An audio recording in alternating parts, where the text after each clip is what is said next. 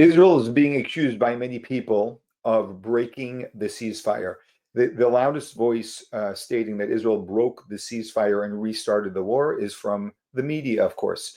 And that is completely and entirely false. Israel did not break the ceasefire. Hamas broke the ceasefire, and Israel realized that a ceasefire is only buying time for them to rebuild, and that the only way they're actually going to return any hostages, possibly, God willing, is when they're under such fierce pressure that they realize they have no choice. That's why Israel is back at war. They did not break the ceasefire. It was broken by Hamas. Number one, unfortunately, there are many hostages and hostages' families that have gotten out who are very much against the war, which is very understandable. I have nothing to say to them because I cannot say anything to them after what they've been through. It's understandable that that is their position. It doesn't make that position right. And we have to be able to differentiate between sympathy, empathy, and knowing what we have to do, as painful as it is, especially for certain people who have gone through horrific things, which possibly we are at fault for. It means that the government is at fault for even letting October 7th happen. But here you have now, and of course you have there are elements in Israel who are protesting against the restart of the war. Here is a report from a former spokesman of the IDF who gives us some clarity on why it is so important that Israel had started this restarted the war after Hamas broke the ceasefire. And now for more on all the latest security developments, we welcome to studio Lieutenant Colonel in the Reserves, Jonathan Conricus, former international spokesman for the IDF and a senior fellow at the Foundation for the Defense of Democracies, and our Middle East correspondent, Ariel Osaran. Gentlemen, thank you both so much. A developing situation. As always, the Israeli military pressure on Hamas continues and is very clear. It will continue until the hostages are freed. Your assessment, Jonathan, on what is happening right now? So, good evening. There's a few things that I think are noteworthy. One is that Israel has been applying military pressure now for quite a few days. We're nearing a week, and we still haven't seen the desired outcome from Hamas, as in they remain steadfast in their refusal to start negotiations again and to release Israeli hostages in a meaningful manner. That is what Israel seeks, and they remain steadfast in their demand from Israel to end the war. I must say that Envoy Witkoff's interview on Tucker Carlson won a very questionable outlet for anybody who is positively intentioned towards Israel to be on, knowing how many anti-Semites have been on that platform, one thing. And second, the tailwinds that his comments gave Hamas, I think, were not helpful, to say the least. And that is where we stand today. We have a different Israeli negotiation team with less professionals and more politicians. So far, that team is not delivering, at least based on the results that we see on the ground. And we see Hamas emboldened by Egyptian support, perhaps getting a false sense of security from the Witkoff comments, and obviously not impressed yet with Israeli maneuvers and Israeli activity on the ground. And bottom line, 59 hostages, maybe 24 of them alive, still in Hamas captivity. And last week's events have not apparently brought us close to bringing them home or to defeating Hamas. Steve Witkoff saying that Hamas may have tricked him or duped him into thinking that it was game for a deal. These are on comments on Fox earlier on this day. Do you think he's changing his tune, reiterating that, making it very clear that the US is on the side of Israel, if there was any doubt at all? Yeah, I mean, I think it's the second strike, right? It's strike two. First it was Mr. Bowler, and then now it's Witkoff himself that make what I see as naive comments about who they're dealing with. And maybe we need to remind everybody who is dealing with this topic, we are dealing with bloodthirsty murderers who have no honor, have no value for truth, have no value for the sanctity of life. And to think that they are decent, that they are people that you can level with, I think is extremely naive. And maybe that is what's emanating from these interviews. I think that, we said from the beginning that it was, I think, relatively unlikely that Hamas would be impressed enough by Israeli maneuvers to actually get back to the negotiations table with the current military pressure. And that leaves Israel with the option of either to pull back and for something else to happen, or to enhance military operations and to apply more pressure. An interesting comment made by Defense Minister Katz for the first time, insinuating or saying that Israel would not only take terrain but hold it and take it out of the hands of Gaza and deliver it to Israel, which is a first such statement, and hold on to it, and that would be a punitive measure against Hamas for continuing to refuse. I haven't seen Hamas respond to it yet, and I haven't seen what kind of effect that has had. But in terms of security, we're still waiting for something to give. And in the meantime, Ariel Osaran, the IDF confirming it has eliminated some senior figures of the terror group in recent days. Yeah, most recently, Salah al-Baghdawil, he was head of military planning and operations for Hamas in southern Gaza. And what was interesting is that not only unofficial sources in Gaza, but Hamas itself confirmed that Baghdawil was killed while residing in a tent in the Al-Mawasi humanitarian zone. Really, they're not even hiding the fact that they're using the civilian population in Gaza as human shields.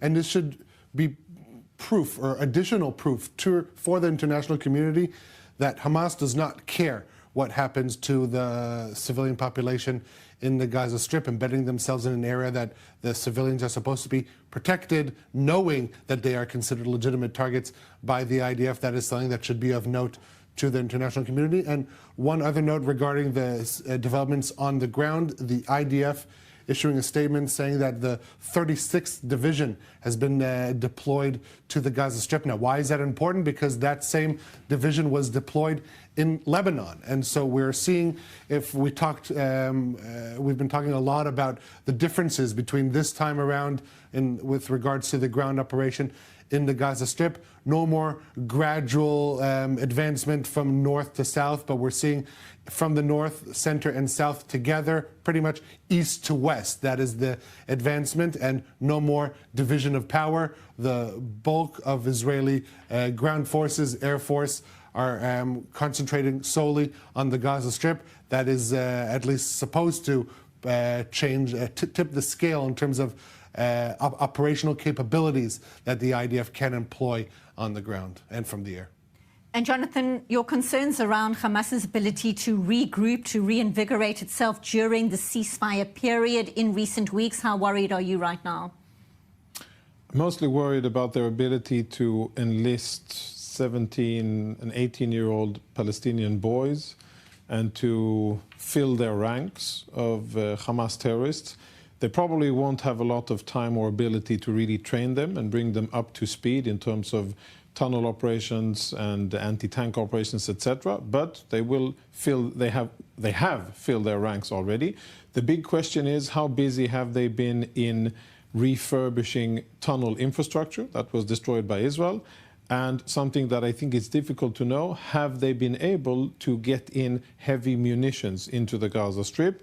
Most of those were destroyed by the IDF during the main months of the operation, and that it remains to be seen if Hamas has been able to get their hands on heavy munitions and if they now will be able to fire rockets towards Tel Aviv. We got kind of an answer that they fired towards central Israel, and that was intercepted. But I think that Hamas made good use of the time.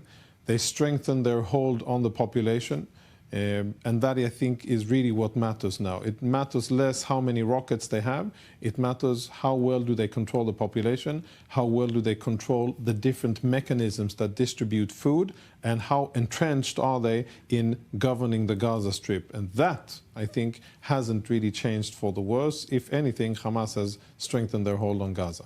The words are clear. Indeed. Middle East correspondent Ariel Osaran speaking there in an exclusive interview with the former spokesman of the Houthis in Yemen, Ali al-Bukhaiti. And that was hours after this morning's Houthi missile launch towards Israel. Still in studio, Lieutenant Colonel in the Reserves, Jonathan Conricus. Much to unpack there, many dynamics, much to discuss. Your takeaways. First of all, I think it's a very important interview, and it's great that it's on I-24, and really commendable. Second, I think this guy knows what he's talking about. He analyzes the situation in Yemen, in Israel, and in the US, and in Iran in a way that makes a lot of sense. And I think that it'll be wise to listen to his words. I think he's on the money when it comes to spotting the different trend as with regards to what the US is doing. He's piecing together US statements, US actions, and things that have been left unsaid, but that make a lot of military sense. And regarding the Houthis and how effective this aerial bombing campaign will be on them, I'm afraid that I'll have to agree with him. And I think that it won't have any very significant effect because the Houthis have endured this and much worse for many years. Whether it was Saudi planes or Emirati, now it's American, before there were a little bit of British. Israel has been involved as well, but bottom line, they do have the ability to sustain their operations and to continue to exist, hide amongst and between the civilian population, and then to fire a missile or two and to preserve their relevance. So I think that we will continue to see the Houthis being involved. They will continue to exercise this psychological terror over Israel and intimidate Israelis and force Israelis into bomb shelters. I think we shouldn't take for granted the last success of the Arrow and the other aerial interceptions that we've had. All of the missiles that have been fired lately have been intercepted, but we shouldn't be complacent. And in order to deal with the Houthis, we need to go to the source and deal with the Islamic Republic of Iran. Just like President Trump said, next time that the Houthis fire at us, we will see it as an attack by Iran and we will respond accordingly. I wish only that Israel would have the same policy, declare it, and then enact it. Lieutenant Colonel in the Reserves, Jonathan Conricus, the former international spokesman in the IDF. Hezbollah denies involvement in that rocket fire. The sirens were sounding in Metula and surrounds, regardless of who was behind it. Israel is responding. Yeah, and what's interesting is that, I myself have said that many times. We hold the Lebanese government responsible for everything that happens in Lebanon. But the difference here is now that since the ceasefire between Israel and the state of Lebanon, but specifically with Hezbollah, what Israel has been doing is actually acting and taking measures in order to make it clear to Lebanon that we mean business and that we're not going to tolerate an encroachment of Hezbollah operatives getting back into southern Lebanon, handling weapons, and repurposing infrastructure, what's left of it in southern Lebanon. And we are definitely not going to tolerate rocket fire or any other type of aggression and infringement on Israeli safety and sovereignty. That is different because for many years we talked, but we didn't act. Hezbollah understood that. Hezbollah understood Israel's aversion from action. They put tents across the border, they infiltrated into Israel, they did all kinds of provocations, and they were met with very little resistance, and as such, they kept on going. What Israel is doing now is consistently marking to Hezbollah, to the Lebanese authorities, and to the negotiators where the parameters are and what we are going to allow and not to allow. And that's a good thing. But we must say, on the ground, the situation is still one of unfinished business. Hezbollah still has assets in southern Lebanon, and plenty, and they still have lots of combat troops, terrorists, that are ready to combat, and they still have the ability to conduct military operations. So even with this new Israeli policy, there still is lots of unfinished business. This brings me back to what we spoke about before, the Houthis. The common denominator and the source of all of the instability in the region is the Islamic Republic of Iran. And instead of butting heads and tactical activity against that or whatever activity that Hezbollah or others are doing in Lebanon, what we should be doing is focusing on the Islamic Republic to apply pressure, military, economic, information and other types of pressure in order to impress upon them that if they continue to fire, if they continue to support, they continue to fund, the consequences will be on Iranian soil. Until we do that, we'll continue to have to deal with Houthis and with Hezbollah and with Hamas and Islamic Jihad and others. Very fascinating comments. And what's interesting as what has evolved is that America, actually, the United States, has taken on the Houthis on their own. So thank God Israel doesn't have to deal with that. And it seems, although we don't get, I haven't seen very detailed reports, but from general reports, it seems that America is hitting them very, very hard and repeatedly day after day. So that seems like will have an enormous impact. And the United States is now about to butt heads with Iran, which is fantastic. Again, anything Israel doesn't have to deal with directly, and the United States will deal with is far better for Israel on most accounts. And hopefully the United States will deal with Iran, the source. Right now, Israel, thank God, is finally setting a line, and any slight provocation from Hezbollah, they are responding to even more fiercely. In Beirut, if we're not safe in Metula, you're not safe in Beirut. Fantastic policy. And they're applying greater pressure in Gaza. Of course, we're all praying that pressure will lead to ultimately Hamas seeing that if they want to save themselves, that they must give back the hostages and let Israel, as the Prime Minister promised, we will let the leaders of Hamas out of Gaza, and we will not kill them. No problem. Fantastic. Give us our hostages back and know that you will not be ruling Gaza ever again.